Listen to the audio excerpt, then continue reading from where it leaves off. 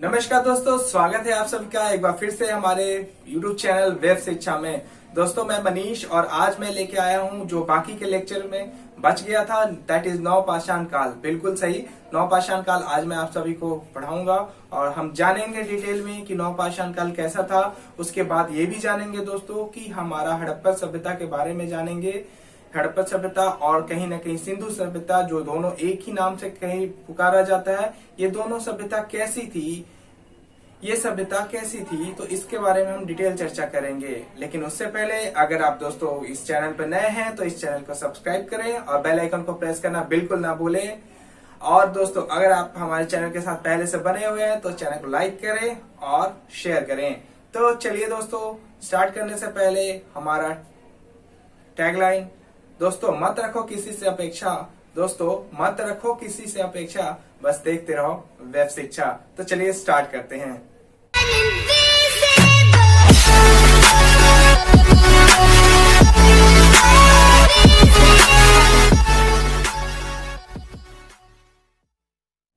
तो दोस्तों पिछली लेक्चर में हमने डिस्कस किया था कि लिपि के आधार पे प्राचीन भारतीय इतिहास को 3 भागों में विभाजित किया गया है। उसमें से पहला है प्रागैतिहासिक काल में आपका पूरा पाषाण काल है, उसके बाद मध्य पाषाण काल है, फिर उसके बाद नवपाषाण काल है। तो हम जान रहे हैं आज, क्योंकि हमने ऑलरेडी पढ़ लिया है दोस्तों पूरा पाषाण और मध्य पाषाण के बारे में। नवपाषाण के बारे में आज हम डिटेल चर्चा करेंगे। इसके बाद हम स्टार्ट करेंगे एक नया टॉपिक। तो चलिए नवपाषाण काल के बारे में जान लेते हैं।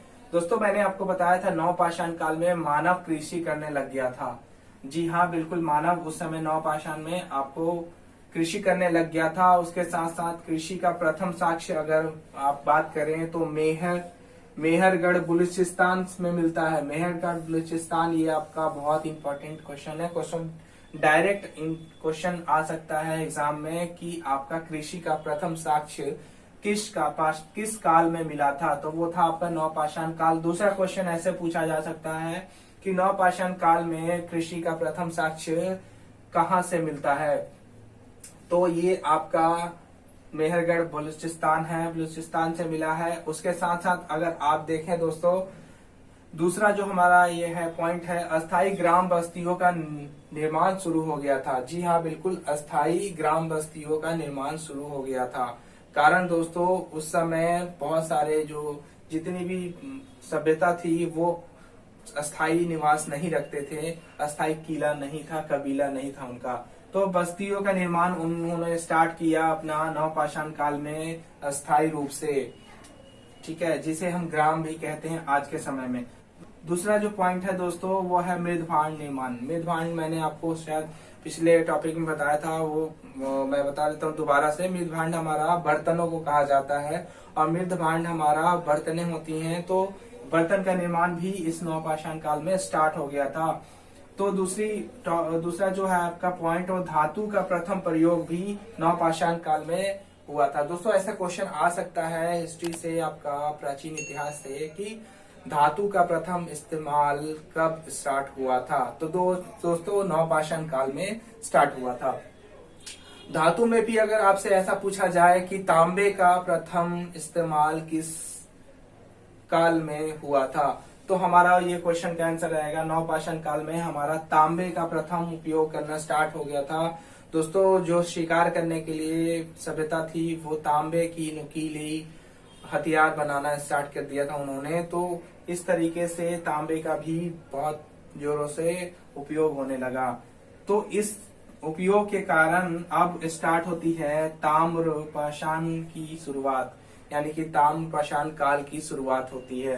ताम्रपाषाण काल की शुरुआत दोस्तों मैं कहूँ ताम्र मतलब तांबे का और पाषाण मतलब पत्थर का, तांबे और पत्थर का कॉम्बिनेशन, ये शुरुआत हुआ इस काल में। तो अब हम पढ़ेंगे दोस्तों ताम्रपाषाण काल के बारे में।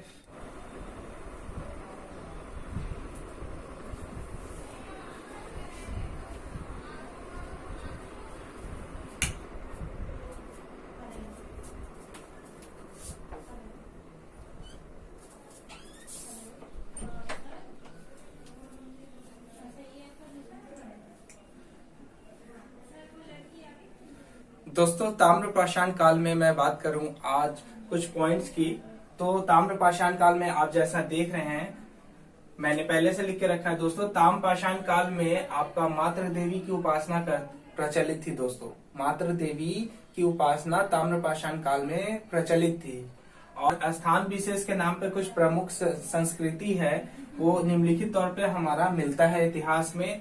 तो आहार संस्कृति एक पहली संस्कृति है दोस्तों। स्थान विशेष के नाम पे आहार संस्कृति आपका देख रहे हैं सबसे पहली। इसमें प्रमुख स्थल की बात की जाए तो आपका आहार बनास, गिलुंद और बलाथल, ये आपका स्थान है। और दोस्तों आहार, इसमें गिलुंद है वो इम्पोर्टेंट है आपका, मैं बता रहा हूँ क्यों। क्योंकि आहार को देखिए, अब दूसरा पॉइंट है यहाँ पे, आहार को ताम्रवती भी कहा गया क्योंकि बड़ी मात्रा में यहाँ पे तांबे मिलने के साक्ष्य मिलते हैं। ठीक है, आहार को ताम्रवती भी कहा गया है इसमें आहार संस्कृति में। और इसमें तांबे मिलने की, बड़ी मात्रा में तांबे मिलने की जो है, क्योंकि इसमें बड़ी मात्रा में तांबा मिलता है आहार संस्कृति में ही। ठीक है, दूसरा है गिलुंद। गिलुंद में पक्के ईंटों का साक्ष्य मिलता है।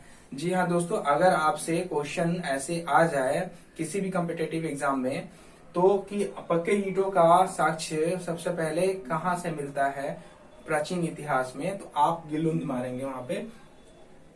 गिलुंद है आपका जो सबसे पहले पक्के ईंटों का साक्ष्य मिलते हैं, किसमें, आहार संस्कृति के हिसाब से। अच्छा, दूसरी चीज है, दूसरी संस्कृति है दोस्तों मालवा संस्कृति। तो मालवा संस्कृति में हम देखेंगे प्रमुख स्थान कौन कौन से थे। तो प्रमुख स्थान आपका कायथा था, एरन था और नावदा टोली थी। ठीक है, नावदा टोली थी। तो नावदा टोली देखिए, नावदा टोली से अनाज के साक्ष्य मिलते हैं। जी बिल्कुल, नावदा टोली एक स्थल थी मालवा संस्कृति में जहां से अनाज के साक्ष्य मिलते हैं। दूसरी बात करूं सर दोस्तों, यहाँ पे मालवा जो है दोस्तों, वो मृद भांड की अपनी उत्कृष्टता के लिए जाना जाता है। मृद भांड मतलब बर्तने। ठीक है, तो मालवा संस्कृति जो है वो अपनी मृद भांड उत्कृष्टता के लिए जाना जाता है। संस्कृति में, मालवा संस्कृति में दोस्तों जो बर्तने बनती थी उसकी अपनी एक स्केल था, वो बहुत ही अच्छे स्केल पे बनते थे।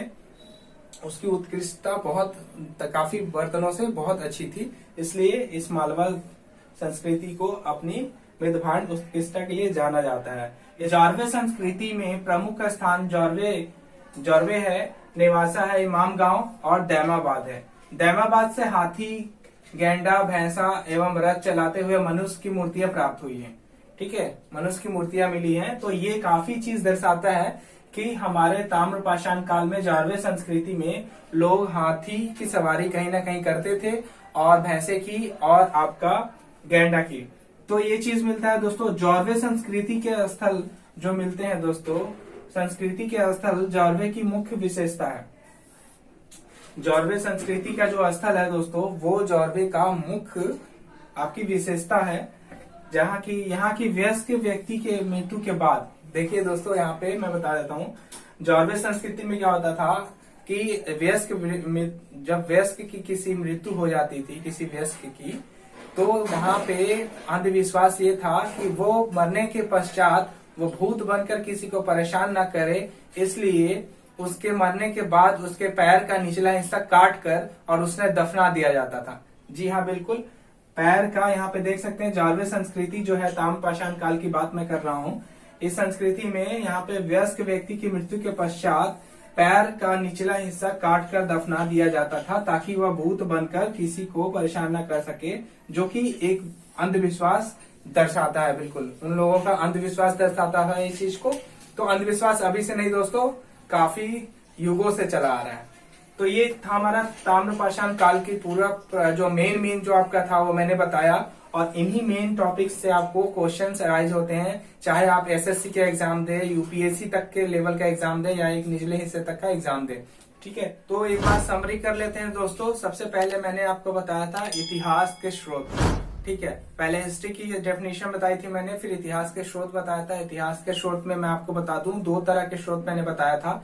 एक आपका बताया था पुरातात्विक, दूसरा था साहित्यिक। साहित्यिक स्रोत को भी मैंने आपको बताया था, दो तरह के साहित्यिक स्रोत आते हैं। एक धर्म निरपेक्ष स्रोत आता है, एक आपका धार्मिक स्रोत आता है। तो धार्मिक स्रोत से जो पता चलता है दोस्तों, वो है आपका एक बौद्धिक साहित्य, और दूसरा एक है आपका जैन साहित्य, और एक ब्राह्मण साहित्य। निरपेक्ष साहित्य के अंदर में वही आपका कौटिल्य का अर्थशास्त्र ये वगैरह सब कुछ मैंने आपको बताया। विदेश विवरण से भी आपको इतिहास के स्रोतों का पता चलता है। दूसरा चीज है पुरातात्विक स्रोत में आपको जो भी पुरातात्विक माध्यम से आपका उसमें चाहे खदान से खोदने के बाद कुछ निकलते हैं, जितने भी तमाम तरह के चीज निकलते हैं, अभिलेख हो गया, सिक्का हो गया, आपका मूर्तियां हो गई, इन सब चीजों से भी संस्कृति का, हमारे इतिहास का पता चलता है। साहित्यिक स्रोत की कुछ सीमाएं भी मैंने आपको बताई थी, जिनमें ये दर्शाया गया था कि वहां पे जो इतिहास है हमारा, वो कहीं ना कहीं तोड़ मड़ोड़ के दर्शाया गया है। और वहां पे जो प्रचलन था पहले जो राजाओं के समय में, तो अपने राजा के बारे में कोई भी कभी भी गलत चीजों का व्याख्यान नहीं करेगा। इस वजह से हम इस चीज की धारणाएं बना सकते हैं कि हमारा जो इतिहास है वो कहीं ना कहीं तोड़ मड़ोड़ के प्रस्तुत किया गया है। दूसरा चीज है दोस्तों, प्राचीन का भारतीय इतिहास को लिपि और लेखन के आधार पर 3 भागों में वर्गीकरण किया गया है। तो 3 भागों में जो बंटवारा हुआ है वो है, एक आपका प्रागैतिहासिक काल, दूसरा है मध्य ऐतिहासिक काल, और ऐतिहासिक काल। प्रागैतिहासिक काल में हम देख सकते हैं कि पूरा पाषाण काल है, उसके बाद आपका मध्य पाषाण काल है, उसके बाद है निम्न नव पाषाण काल है, जो कि हम अभी पढ़ रहे हैं। तो नव पाषाण काल के बाद उसके बाद ताम्र पाषाण काल की बात आती है, क्योंकि तांबे का यूज ज्यादा किया जाने लगा। तो ताम्र पाषाण काल में भी क्या क्या मिलते हैं साक्ष्य, वो मैंने आपको अभी बताया। इसके बाद दोस्तों हम पढ़ेंगे हड़प्पा संस्कृति और सिंधु घाटी सभ्यता, ये दोनों एक ही हैं। इसके बारे में हम डिटेल चर्चा करेंगे, और नेक्स्ट वीडियो में मैं आपको यही हड़प्पा सभ्यता से पढ़ाना स्टार्ट करूंगा। अब आपको थोड़ा मोड़ा इंटरेस्ट जगना स्टार्ट होगा दोस्तों। हड़प्पा सभ्यता एक यूपीएससी लेवल से देखें या किसी भी लेवल से देखें, यूपीएससी से मैं ज्यादा कहूंगा, क्योंकि ये बहुत ज्यादा इंपॉर्टेंट है इतिहास, प्राचीन इतिहास की टॉपिक। तो अगला वीडियो आप जरूर देखें, और इस वीडियो को लाइक, सब्सक्राइब, शेयर करना बिल्कुल ना भूलें। तब तक के लिए दीजिए इजाजत, धन्यवाद।